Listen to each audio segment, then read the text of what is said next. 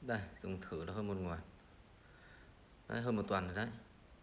Giờ sạc vào là không lên nguồn nữa. Chắc hỏng bộ nguồn thì sao, không dùng được nữa. Không còn tí điện nào luôn. Cắm đủ các loại sạc không được. Giờ cần shop xử lý cho đổi lại.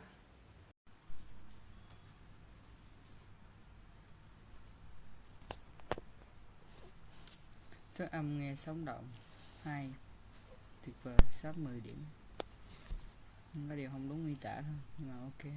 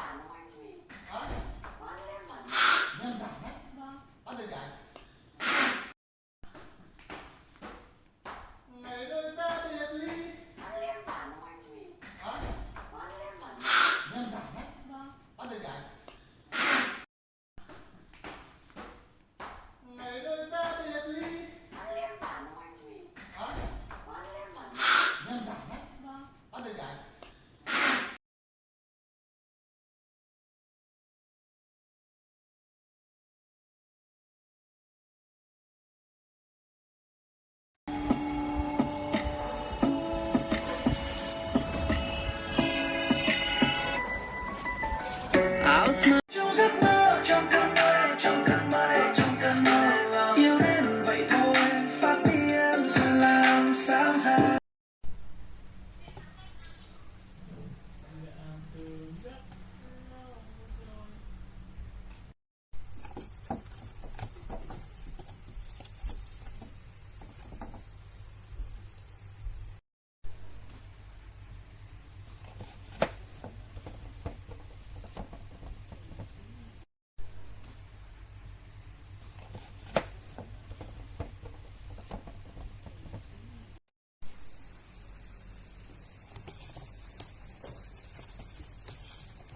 Vâng đâu.